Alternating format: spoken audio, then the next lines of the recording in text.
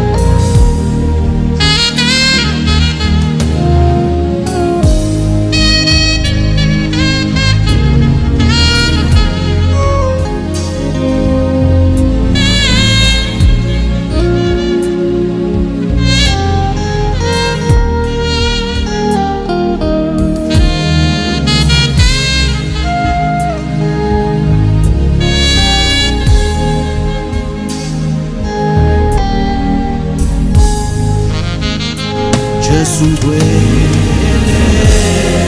wena ele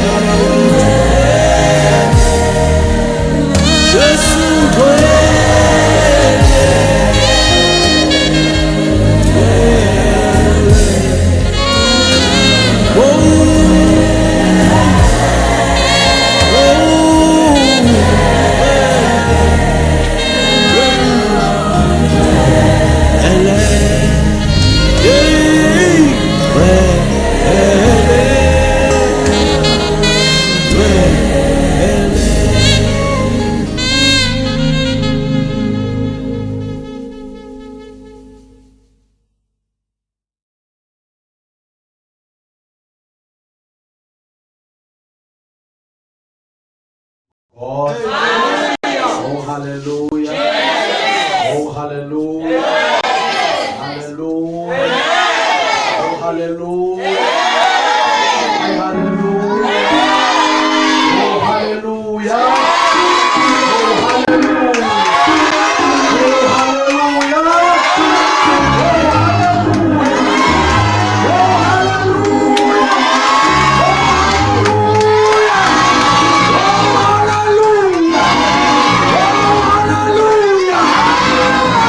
Jesus!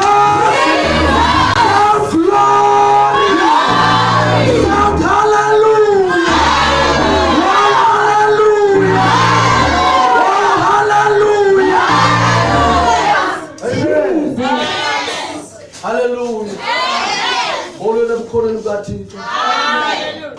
ebukhoneni bakhe. Hallelujah. Namba ngcwele benkosi manithabathe lithuba ndibulise umoya oyingcwele osikhokelayo ngalo lonke ixesha leli igama lenkosi. Amen. Hallelujah. Ngoba akho mhlabelelo, akho mthandazo, akho fasting without the presence of the Holy Spirit. We honor umoya oyingcwele ngoba ngamanye amaxesha silibala nokuthandaza silale sizibone sivuka singadoba sivuswe intombi. Oh hallelujah. I honor umoya oyingcwele ngoba ndithi ndibuthakathaka namhlanje ndivuke ngontsuku namandla. Andiwazi ndiwathathe phi, andiwazi bani bafumene phi, kodwa ndivuke ndinamandla. Ndilala namhlanje ngenathemba, ndivuke ngontsuku nethemba. Andilithandazelanga, ndilizilelanga, kodwa I honor the Holy Spirit. Hallelujah. Hallelujah. Hallelujah. Hallelujah.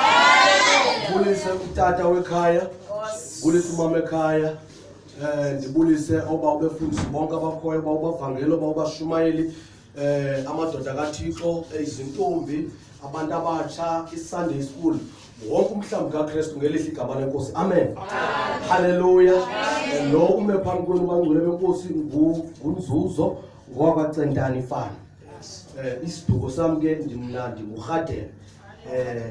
Umama ndivile esibiza isiduko sakhe, so ngam ndithi mandisibize esami isiduko. Hallelujah. Hallelujah.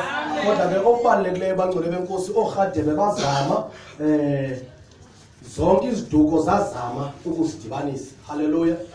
But uThixo yedwa okwazileyo ukuyipasa lo. Hallelujah. UYesu yedwa elenge emnqamlezweni owakwazi uyipasa lo nto sidibanisa. Hallelujah. Nangoku silapha sizimvaba ngemvaba sidibene, asidibelanga ngoba singoRhadebe okanye singodlamini, sidibene ngoba samkele uYesu Kristu. Hallelujah. Amen. Hallelujah. Andifuni imosha nami le nkonzo imandi kangaka bangcwele benkosi, ibingaske nami ndingahlala kulaa ndawo ndimamele ngoba ndiyasikeleleka, ndiyancedakala ndihleli. Hallelujah. Singabanye asikwazi nohlabelela, kodwa xa sihleli phaa uzibona ukuthi ngapha phezulu. Hallelujah. Hallelujah. Ngoba uflowa kulo moya wale nkonzo. Hallelujah. Hallelujah. Sisonke silapho noba sisuka kwindawo ngendawo, kodwa sibhaptizelwe kulo moya walapho. Hallelujah. Hallelujah.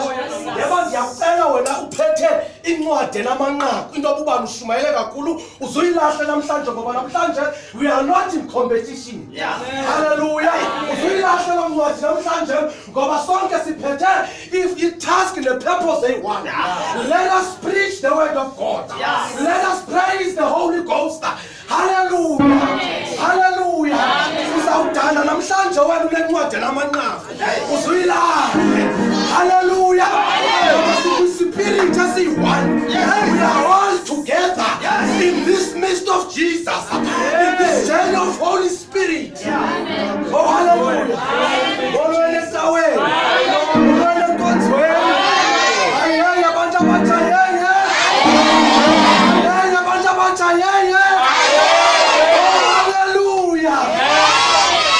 Amen.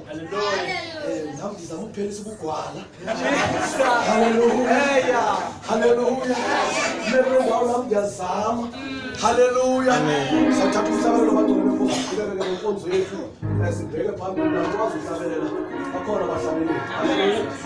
Isibusiso siphezulu isandla sakhe siphezulu.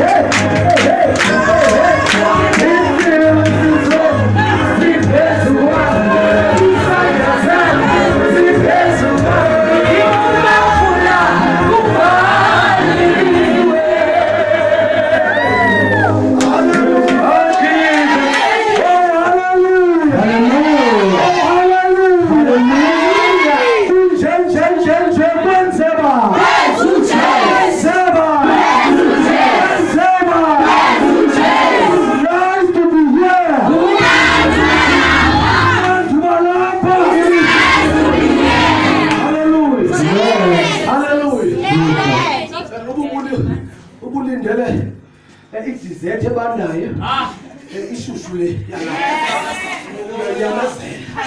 haleluya amen ngakubulisa umakhelwane ukuthi ngolo makhelwane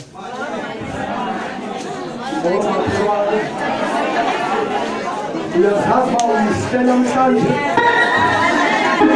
uyazazi sekuyishle namhlanje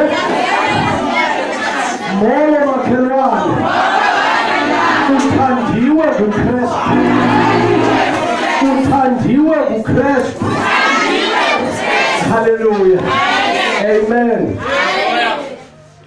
bangcwele benkosi isizwe sonke siyayazi namhlanje iJune 16 bathi bayithiya bathi it's a youth day haleluya haleluya sonke sinolwazi ngoba asiphangelanga singabanye sivuyela iholiday abanye ke bavuyela into abayanga esikolweni haleluya haleluya kodwa sibonga thina ngoba zonke izinto ezenzeka ehlabathini sizijonga ngeliso likaKristu haleluya amen amen zonke izinto sizijonga ngokwelizwi lenkosi kuthiwa it's a youth day haleluya history ke bangcwele benkosi niyayazi nonke zaphakama intsha zemhlabathi zama ngo-1976 haleluya haleluya zimela ke into yobandlululo haleluya bangcwele benkosi into ye-apartheid asikhona lapho thina thina sikule ndawo ithi kwaphakama abantu abatsha phakama abantu abatsha haleluya haleluya la hloko ihlabathi kuphakama abantu abatsha ingathi kuyaqaleka ukuphakama umuntu omtsha haleluya haleluya kanti sithi xa sijonga iBhayibhile wake waphakama uJoshua ebutsheni bakhe haleluya ladlula ixesha lakhe uJoshua engumuntu omtsha emele into kaThixo haleluya yanguDavide waphakama ebutsheni bakhe engumuntu omtsha waphakamela into kaThixo sahamba le-Old Testament sijonga abo bantu sithe sisajongile kwavela inkwenkwana 12 years of age Jesus Christ wamela into kaThixo bathi bemfuna abazali bangabi nako ukumfumana wavela umbuzo xa bebuyela eJerusalem bathi mfondini siukhangela kangaka yintoni ulahlekana nathi na yaphendula lantu 12 years of age 12 years of age aye abantu abatsha aye 12 years of age Jesus Christ hey nifunela ngoba nisemsebenzini kababa haleluya ihleli phezu kwamadindala phezu kwamadoda amakhulu ithi iBhayibhile xa ithatha mangalisekile ngoba kumuntu omtsha silapho namhlanje haleluya siyayibona elizwa siyidelanga kodwa sijonga le ndaba yelizwi kwake kwanjena phina ewe siyambona 1976 but kuthiwa 2000 years ago yakhe yamalanga 12 years of age Jesus Christ of Nazareth namhlanje asidibana ngagodlamini asidibana ngagoRhadebe sidibene ngalandoda 12 years of age lungiselela abashumayeli lungiselela abashumayeli silapho namhlanje uba bengayazi umuntu silapho namhlanje haleluya haleluya amen ngizabulisa ke sazama ngalesi sibindi sami sasikweba haleluya haleluya haleluya kodwa siyambulela abangcwele benkosi uThixo ngoba esidibanisile siyakholwa futhi into bangeke siphume sifana nakuqala haleluya haleluya bengicela futhi sibethe izandla manje wonke umuntu kaThixo ebethetha apha namhlanje ethetha amazwi kakhulu Thetha kamandi kakhulu. Sebenza umsebenzi kaThixo. Kumandi siyavuya. Ngase singalapha kude kuse. Sithetha lento. Hallelujah. Hallelujah. Ngoba sithi noba siyamamkela uYesu. Uthi inkosi Yesu yamamkela. Ingqondo yakhe ayikona kulento. Mhlawumbe ingqondo yakhe iseku WhatsApp, iseku Facebook. But uthi inkosi Yesu ndiyakwamkela. Hallelujah. Hallelujah. Uthi inkosi Yesu ndiyamamkela. Ndiyakwamkela. Hallelujah. Athethe ke uba umfundisi athi impilo yakho ayisoze iphinde ifane nakuqala. Hallelujah. Hallelujah. Usugoduka ufika izinto sisafana nakuqala. Ngoba uthi xa uvula ikhabhathi aqala ukukutya. Hallelujah. Xa uvula ngomsa kamnayi malokhwela. Kodwa umfundisi uthethile wathi impilo yakho ayisoze iphinde ifane nakuqala. Hallelujah. Hallelujah. Uthe kodwa enkosi Yesu ndiyakwamkela. Ayithinti lo nto. Sawuhlabela masibheke phambili. Ngoba iprogram yethu bangcwele inkosi. Yo, qale kakhulu. Lungisa inhliziyo yakho. Lungisa ingqondo yakho. Nalamuntu kumthembisa ukuthi uzawufika ngo4 kangabe SMS. Kasayesa bethu ukhafazi nje ingathi ngawudileya. Hallelujah. Hallelujah. Molweni enkonzweni. Nisavuya ebukhoneni bukaThixo. Hallelujah. Jesus. Jesus. Ngesamani kaye. Ngesamani kaye. Shout glory. Shout glory. Shout fire. Shout fire. Umlilo. Hallelujah. Siphinda sicula ingoma yethu. Oh yes Lord. Oh Bazilaphi nomlilo. Sithi abantu bomlilo. Sithi abantu ababathi fire. Hallelujah. Siyabulala ngoba sima ivangeli. Hey, ngoba abanye abantu abakaqondi kodwa liyashunyayela ivangeli. Hallelujah. Amen. Sawuhlabelela abangcwele inkosi sibheke phambili. Bethe mina ngikwazi ukuhlabelela. Kodwa Christ died for me. Oh yes. I believe. We are all. Set me free.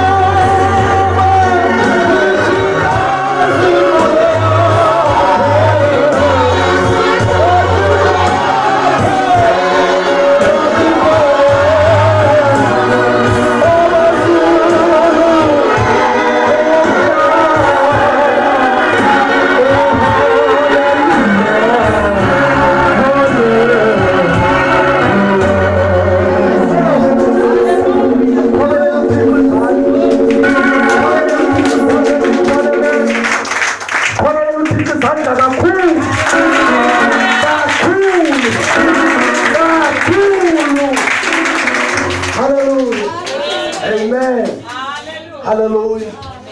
Sizawuqhubeka abangcwele benkosi. Sibheka phambili neprogram yethu.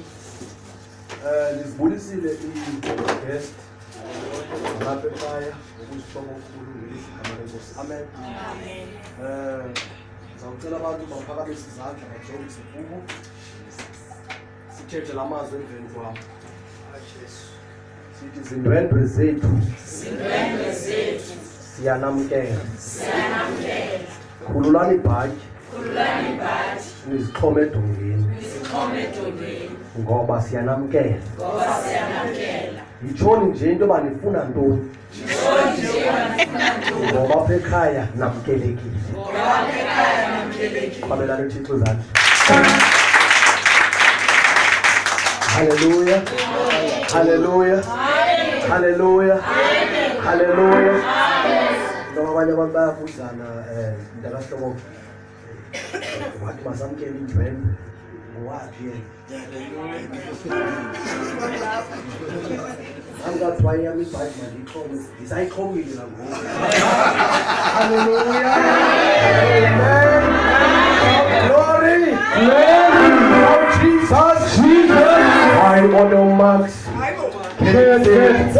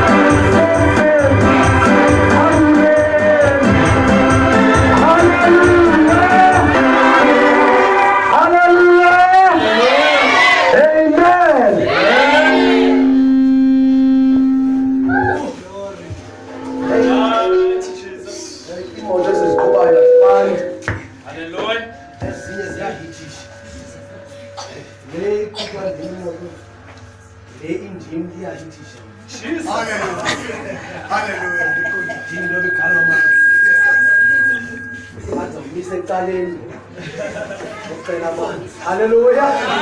Amen. Haleluya. Singena sisibambile emkholweni bukadini. Siyam sihlohlile manje sifaka amaqhinga. Kodwa sithi sawudibana naye, dibana nomoya wakhe. Jesus. Siphuma singamadlakadlaka. Nabo baphela engalokuhletshwa. Kuthi ngiyibonile ishedi yakhe ithe. Haleluya. Lukathi haleluya. Amen. Haleluya. Ngoba sasingazazi noba sinxiba ibhanti sinxiba amaqhinga. Sasinxiba unothanda into yokuhlohlela lapha enkonzweni. Nangoku le nto nangoku singenakhala xa ishedi zethu ziphuma phandle ngoba sisebukhulu. Haleluya. Okunxiba kahle ukufaka i-high heels. Sithi palette your makeup. Bona benkosi. Hallelujah. Glory to Jesus. Bangcwele benkosi.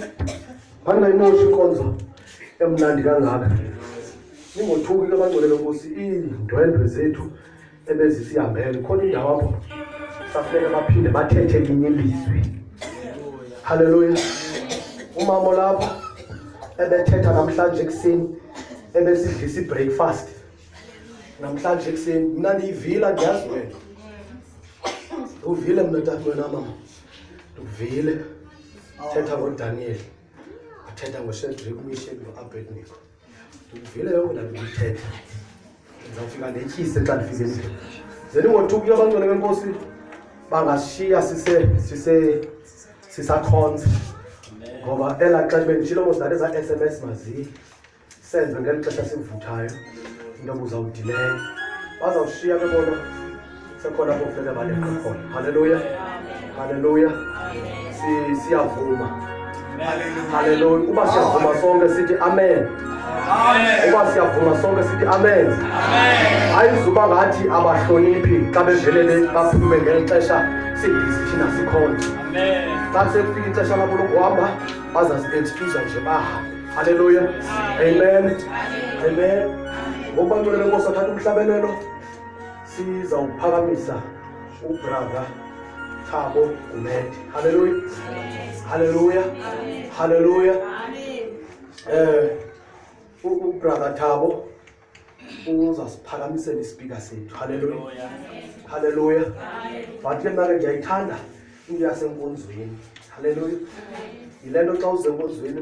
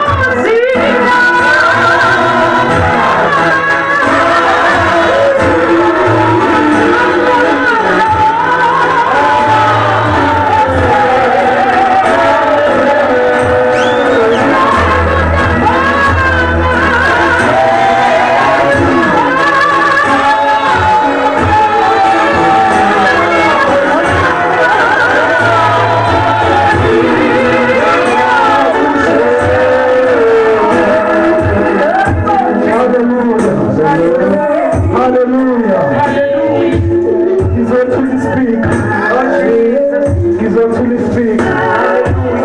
Sebeshilo uhlabo okhumeke. Khona kaNkulunkulu uJesu wangenzela umusa. Ngokuhlala ngihlala eThekwini. Hallelujah.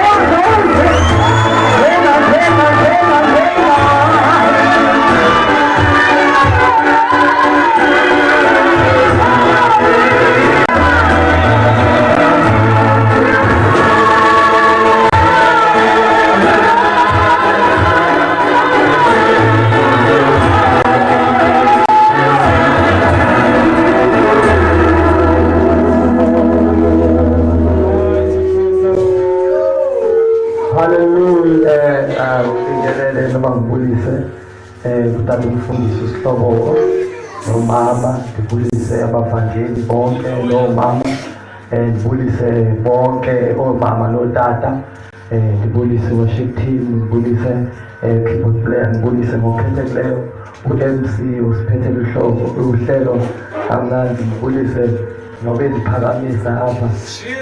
Bengiqala ukuthi igama lami libizwa kahle kwale ndawo nje wathi Sibonelo, emva kokuthi iqosololo naphakathi.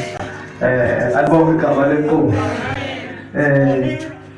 Cela siye straight ezwini lenkosi kuncwadi Philip chapter 2 verse 9, ngoba mfutshane kakhulu bazalwane. Ngizizwa ngimncinci kakhulu ukuthi ngimele kunkonzo enkulu kangaka. Bekhona la ebekhona kwathiwa Church at Mike, it's on. Church at Mike. Chapter 2 verse 9 says Israel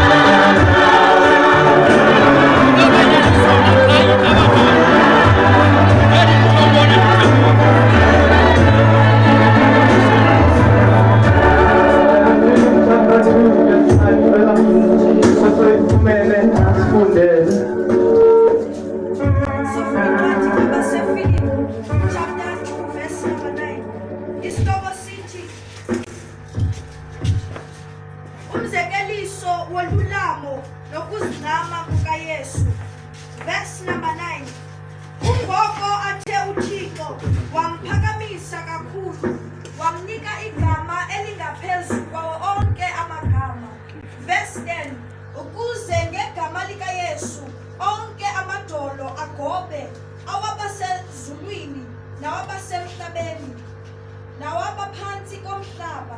Verse 11, zithi zonke ilwimi zixele ukuba uYesu Kristu uyinkosi, kuze kuzukiswe uThixo uyise. Genesis chapter 1 verse 27. Jesus.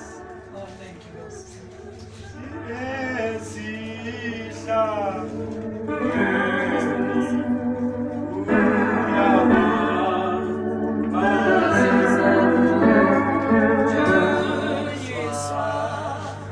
So Genesis chapter 1 verse number 27. Isihloko sithi indalo. Verse number 27. Wamdala ke uThixo umuntu ngokomfanekiso wakhe. Wamdala ngokomfanekiselo kaThixo. Wadala indoda nenkazana. Verse 28.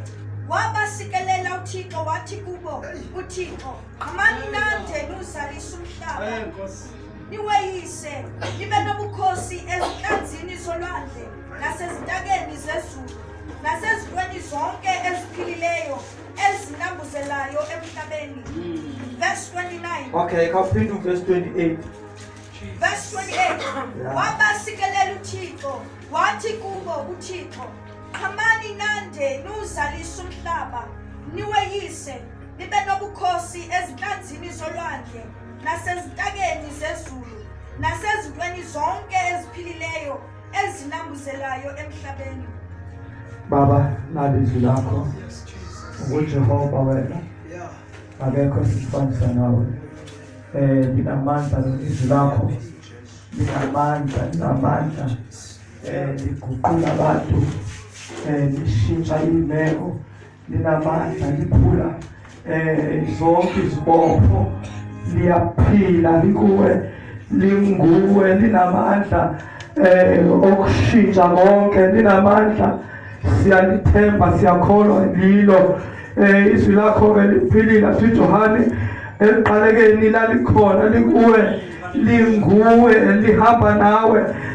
Athi omunye umbhali lisiphula imisedali, lihluma ngisho namahlathi aseKhadeshi. Izwi lakho linjengesando, izwi lakho liyaqhephula, liyahlukanisa. Athi lihlaba lihlukanise ngisho nethambo nomkhatsha. Izwi lakho lingamadoda asiqondise endleleni, yebo liyaphila likuwe. Khuluma nathi ntambama ngezwi lakho, akunciphe mina kwande wena egazini nasegameni likaKristu Jesu umfo wethu. Amen.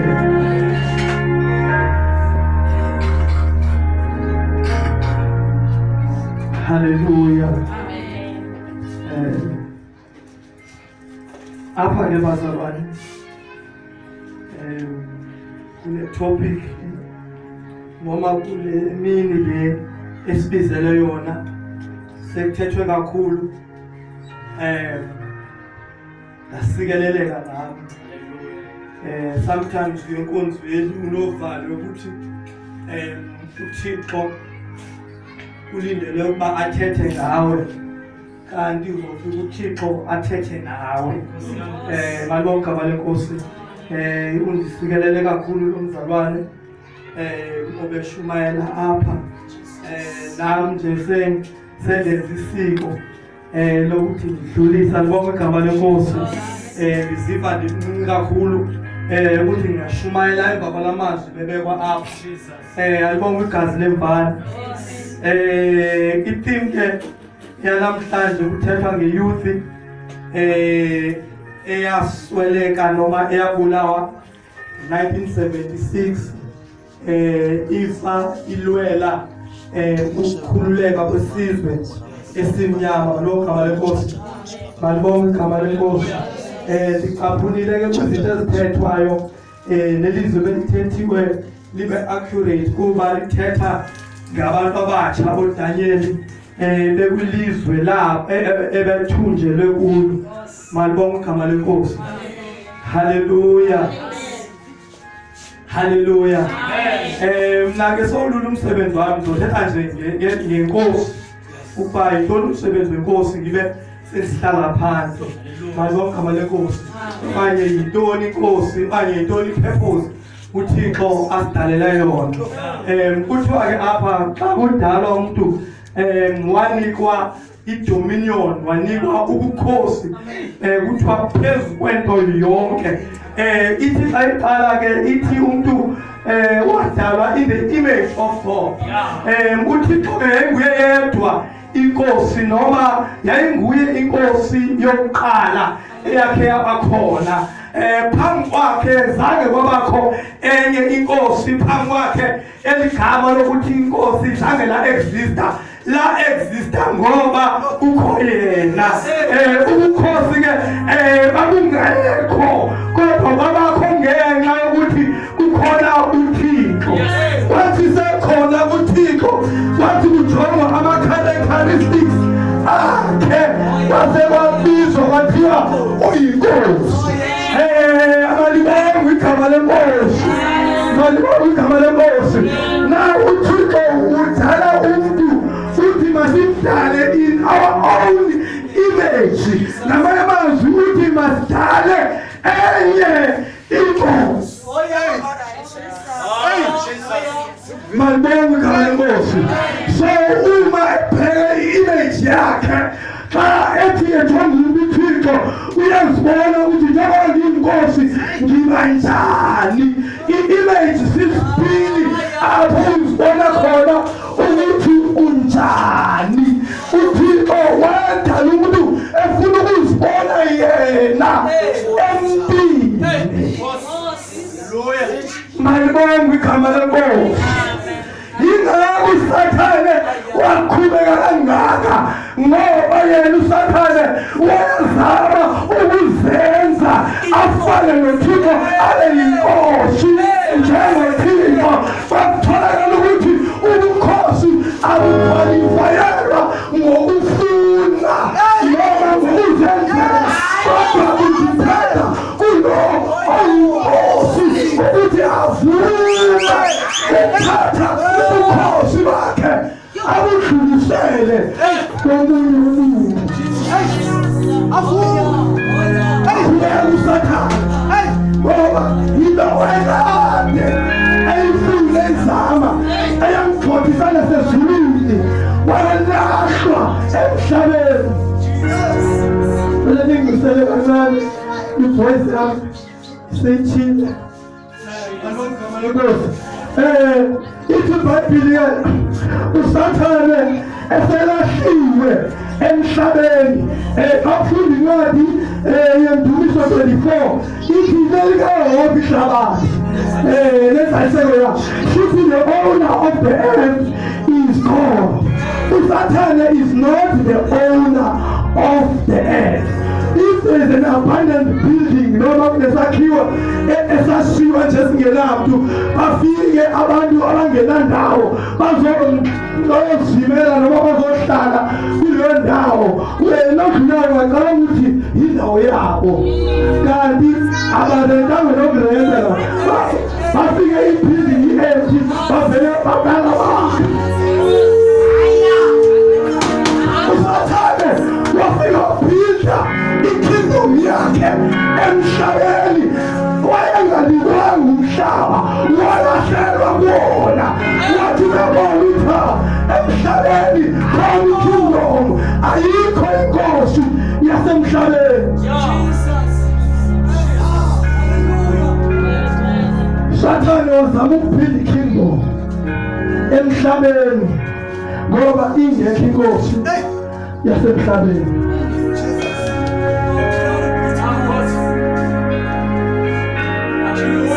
ngoba umfundisi wami ayikho indawo engasurvive ingenayo umuntu obusa kuyona. Even the prison, i-warden can think that he is ruling over.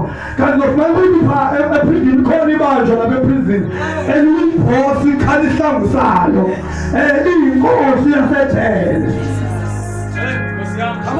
uSathane amadimoni akhe athatha i-opportunity engalahlele khona abhiza ikingdom yabo ababukhosi. Ngifuna ukubuyela ke lala kulento ukuthi usathane njengoba kubusa emhlabeni kwenzeka ukukhuleka nalencwadi kaGenesis chapter 3 uzofumanisa ukuthi umuntu uyawa funa sifanye izinto ezimbalwa sengihlala phansi bazalwane ekubeni komuntu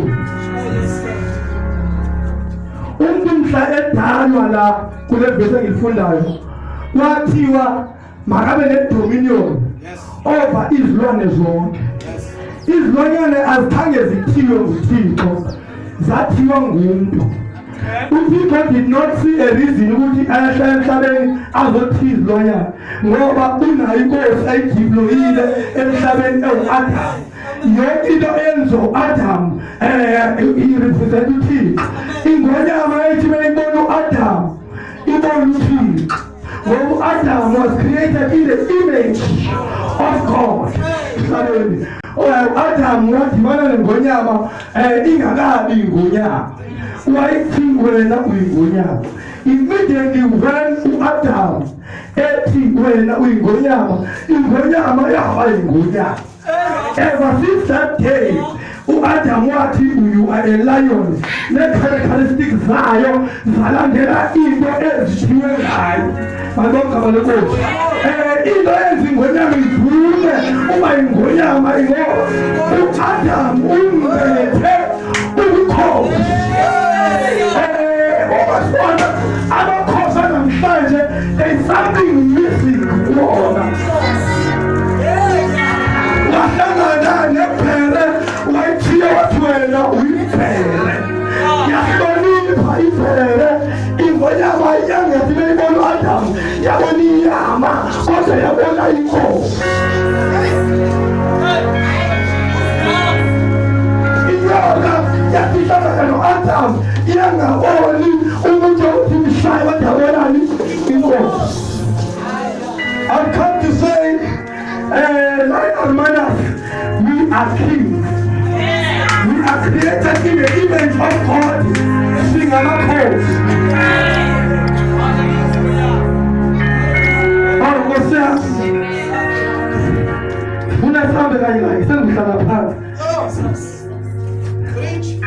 When they got up, you go over. Now Adam, tears on his lion, he is ruling over the whole world. No Satan, what is a few Adam and Solomon, who course back a pella, who was in high cost and a pella. Who Satan is somewhere a tunnel of tea, Diana, or to why they now into radio. No way lucky. I don't come at the coast. Adam get verse 3, chapter 3. Yalazi ya fiki nyoka afika uSathane uSathane wenza icebo ke lokuthi ahluthe ubukhosi ngoba into exabanisa uSathane nomuntu ubukhosi. Sathane has no problem with you. Sathane doesn't hate you. Ayandaba nawe into abantu noSathane ukuthi wena wanika ubukhosi yena angamnikwanga. You are like a soccer player try fast ibhola. Lo mdlali oda kuphule nje qatha akaxabelanga nawe ebengalwi nawe ufuna le bhola iphethe uma udlulisile ibhola uzokuyeka ayofuna lo nebhola. Usathane belinga abafana abahamba ngamaphashelo namajetha nama-Volkswagen ngemoto ubabona bemise eduze kwakho ungacabanga ukuthi babizwa ifika yakho balingwa namafika ukuthi wena uphethe ubukhosi. uSathane ubona ubukhosi wasondela.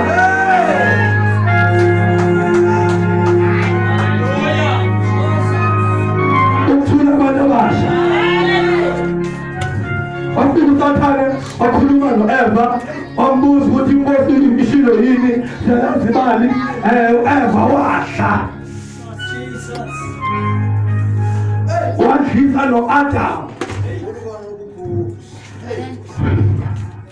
Abantu bonke kabalekuzi kuthiwa-ke babehambaze amen bakhisizwe Abraham akamkhethela ukuba yinkosi, wamkhethela ukuba abe ubaba, the father of all nations, not the king. The king was God. The king was invisible. Ama-Israyeli ahamba noThixo eyinkosi yabo. Athi abantu abajulile kwezibhalo eBhayibhelini bathi he was Jehovah Nisi, our banner. Banner is like a flag. Inkosi yeba ne-flag yayo erepresenta yona. Shuthi uThixo-ke wayinkosi yabo. Bahamba naye. Ngiseyisikhathi-ke bahamba naye bahamba noNkulunkulu Israyeli bafika la baxabana khona siyalazi bayofika oJosefa bahamba bayephunjwa bayehlala eGibhithe. Now base-Egypt babuswa inkosi yase-Egypt kodwa banenkosi enguNkulunkulu. Now inkosi yase-Egypt yayibusa, he was reigning kodwa yayingabuswa. Bandile abantu abaningi ababusayo kodwa bengabuswa.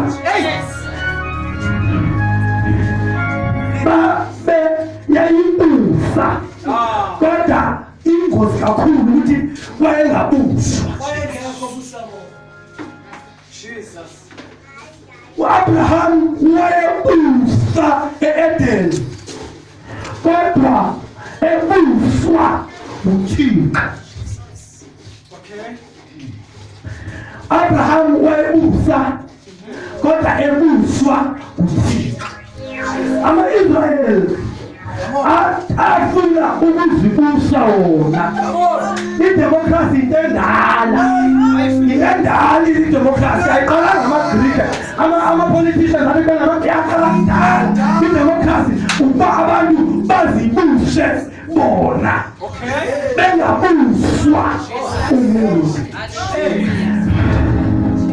Abantwana njengoba bephela kangaka abantu abasha nje bephupha bebulalana because bathi bebekelwe umzali oyinkosi ukuthi akababuse kodwa bacela ukuthi hayi sifuna ukuzibusa uye ngothi ekuseni ndikumakhele efestireni oledivula because ndiyazibusa angibusa.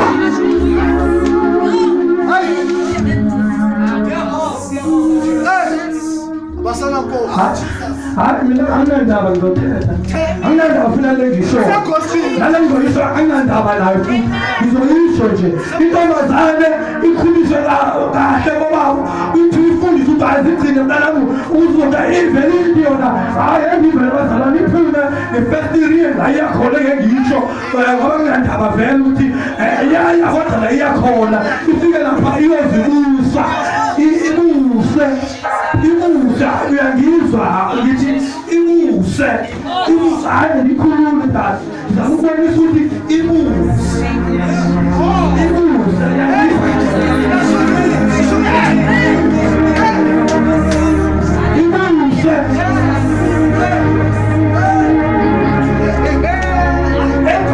umzali uyinkosi yakho akusuzi umenzela iti uyambhanga umenzela iti kodwa akabusi umenza inkosi uyi-puppet king njengamakhosi a-Israyeli. Ama-Israyeli ke mangibuyele la ngikhona. Ama-Israyeli ahamba noNkulunkulu afuna ukuzibusa. Abokuthi cha ukubuswa uNkulunkulu kuyingqambi. uNkulunkulu wabayeka-ke bahamba bobuswa uFaro. uFaro wababusa for 400 years bephethwe kabuhlungu behlukumeza. Babuza ukuthi cha akumnandi ukuzibusa kunama-consequences abo. Uthola sowubuswa yinkosi. Haleluya. uNkulunkulu awadabukela wabavela. Wadontinda kuthiwa uMoses uthi yabakhupha. Alogama lenkosi wabakhupha uMoses. Abantu basendleleni baqala imikhwa yokuthi bafuna ukuzibusa. Alogama lenkosi bethi bezothixo babona amanye amazwe akha othixo bezandla abanamehlo kodwa baboni, abanendlebe bengezwa. Haleluya. Alogama lenkosi abanemlomo bengakhulumi bakha bona begolile uthixo wacasuka noMoses. uMoses-ke inemxabisa nothixo wayemtshiki authority ukuthi alinde ama-Israyeli kodwa yena wayeconfusa wazibona ukuthi unguthixo. Wacaphuka yena qala uthixo engakacaphuki. Malibonga igama lenkosi. Yayi-right into ayiqaphukisa. But the problem, it was not his position ukuthi aqaphuke. Yena wayethunyiwe. Malibonga igama lenkosi. Malibonga igama lenkosi. Malibonga igama lenkosi. Malibonga igama lenkosi. Ngikutisa ngatata umfundisi. Ndithunyiwe kwabantwana bafundisayo. Andilele ndimuntu wasa ngempama. Ayebe umzali wabo. Athi naba nkosi benzale. Angaqaphuki yena. Ngoba phela ingubo dala yakhatha lapha. Waqaphuka kanjani ungenayo ingubo? Ngoba khona abashayisona bengenayo ingubo. Vele balima abantu baphuke. Bashingoze baphile. It's not one umuntu ushayisona. Kodwa become ushayisona ungenayo ingubo. Ngoba limaza. Ngoba umntwana wengubo uthi beshaya ashayisona umuntu aphile. Yayikhona inkosi eyayihleli lapha inemfene yayo okanye i-chimpanzee ihleli lapha inkosi ivuthelwe kushushu kudliwa nenyama kwaZulu le manje impukane yami yahlala layo inkosini. Chimpanzee-ke yona nawe nansi impukane ihleli ekhanda lenkosi iyolanda isakhi yasakhi liwisa iqhuzi elabesuthu ithi yona ishayani impukane ishaya impukane yathi beshaya impukane yathi ifikisa kade yabaleka impukane futhi inkosi yafi inkosi banjalo abantu abathi bashaya isono bengenayo ingubo. Ushaya isono uthola ugcobo lwakho. Nami bengishaya isono ngazi ukuthi sibe kutheni besithi uNkulunkulu usenginikana naleso sikhathi. Ngelinye ngizolile ukuthi hayi engimlala Ndebele uzoshaya isono vele kungamkhulumisa wegrace ngoba udipenda kwingubo engiyembathiswa ngaleso sikhathi. Awuyaqotshana ukufundisa ingubo epermanent ayinikwa. Mina mengingena nembatha leyo ngubo engibhathiswa epulpit. Mase ngisuka epulpit ngiba usibonelo. Awuna disitho tsongalikulo kamola mo.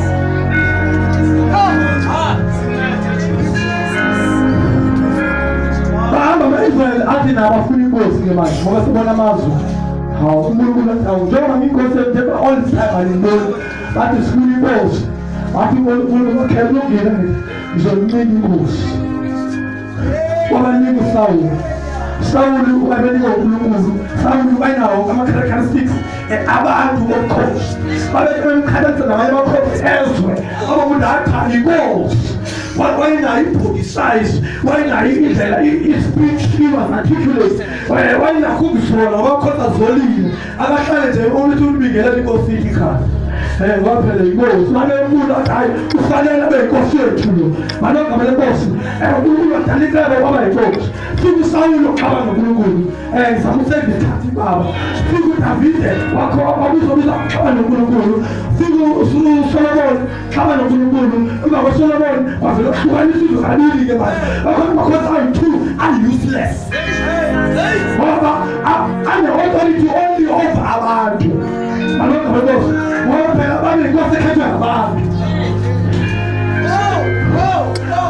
uSawuli akade ezingela uDavide wayehamba nabantu ethumela abantu abulala ngoba ene-authority kodwa phezu kwabantu. Kanti uDavide sehamba nenkosi yoNkulunkulu ene-authority over everything.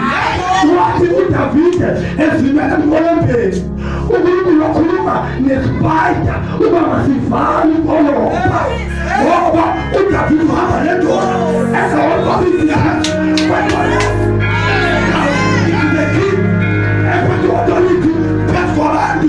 Against the king and have the authority over everything.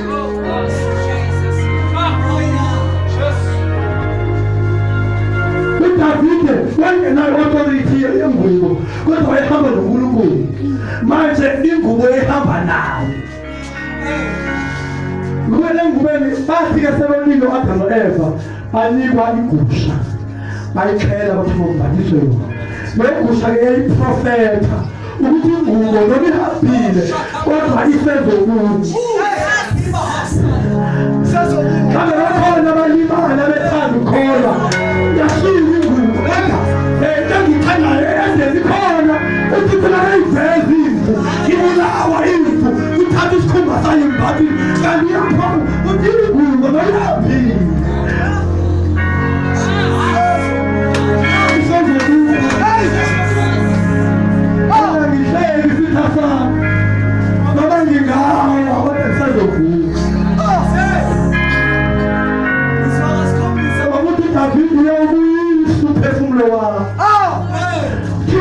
sekubhizinisi yokubuyisa izinto ebezilathi uyabuyisa ubuhlakakho alogama lenkosi alogama lenkosi athi haleluya ubuyisa ngokutshontshwa yisikhona uthixo uyabuyisa Jesus sengiyaphala siphakame ngenyawo uyabuyisa yahamba umuntu amakhosi khona yinkinga ngoba inkosi ibinesandla mekukhomba inkosi kuyenzeka mekukhomba inkosi kuyenzeka kodwa kwakhona inkosi eyathi izama ukukhomba umuntu othunywa uNkulunkulu babesasasho abantu babuyela umuva ngoba ikhomba inkosi salogama lenkosi ahluleka amakhosi ahluleka ama-judges ahluleka abaprofethi baprofetha kodwa noma behluleka kodwa beyikhomba indlela uthi khaya isazobuya yona ngekibule la waze wafika uJohane umphathi wathi umphathi ukhona ozayo ayifanele nokuthi ngawe impapho zenyawo ayimina impaphanisa ngamanzi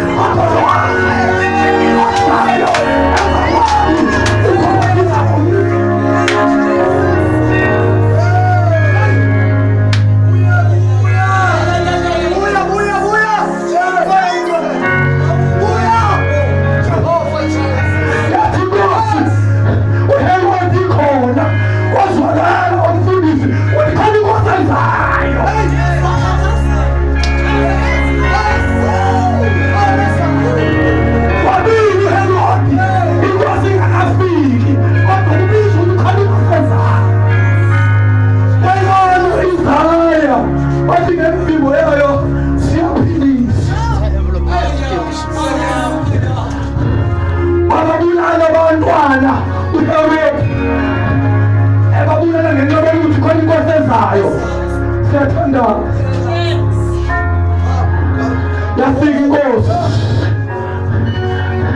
wathi beyibona uJohane ubhekana lulu elithaba sizwe zabantu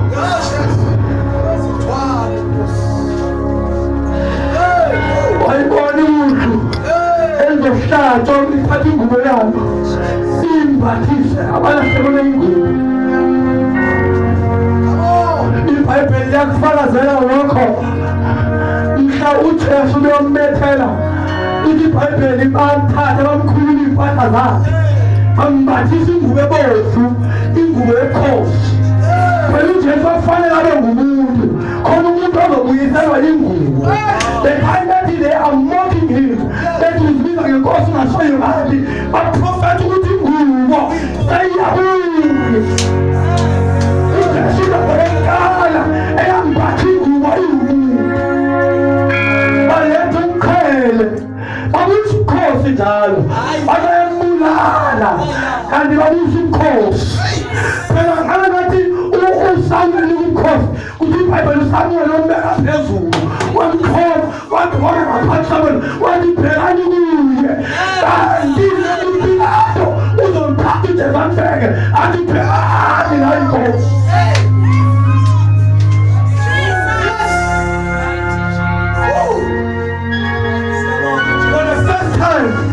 yabakhona inkosi ewumuntu ephethe ingubo bakhona inkosi ewumuntu ene-authority phezu kwezimeko zonke. The reason we follow Jesus is because he's got authority over our problems. Khona la iskili sihluleka khona bake bazama ukujoba ngesikili bahluleka bazama ukusumo yafika inkosi ene-authority over everything yathi phosazulisi hallelujah bake bakhona umkhumbi they were expert in writing the storms bafika istorm abazange basibona bayivusa inkosi ya-exercise i-authority uJesu anga-exercise i-authority over your family. You need a king that has authority. You need a king that has igumo. Ngizothi namhlanje ngosuku June 16. Yes. We are given the authority wathi Jesu sehamba wathi nginika ikhona ngizonyathelela amadodana kodwa angazile. He is restoring the authority.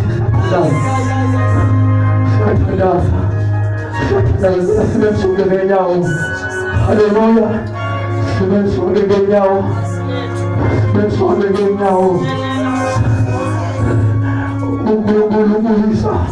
The authority will establish the new kingdom. Kumbuso ngashielani nemimibuso. Hallelujah.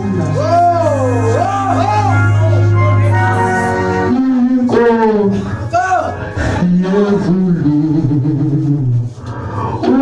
upare yera kululu giso ibo nako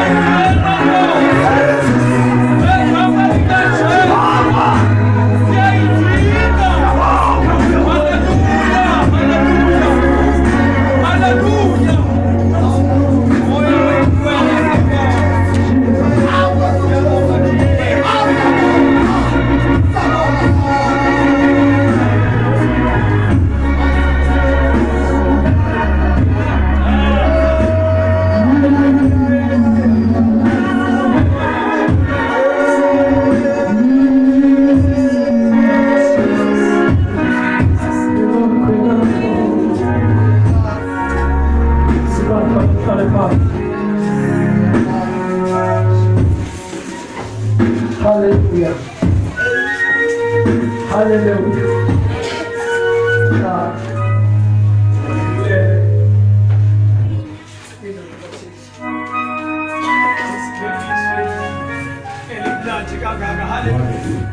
Siyabadinga abantu abanje ukuze nani nina abasazayo noma usuthi mama bethu umntana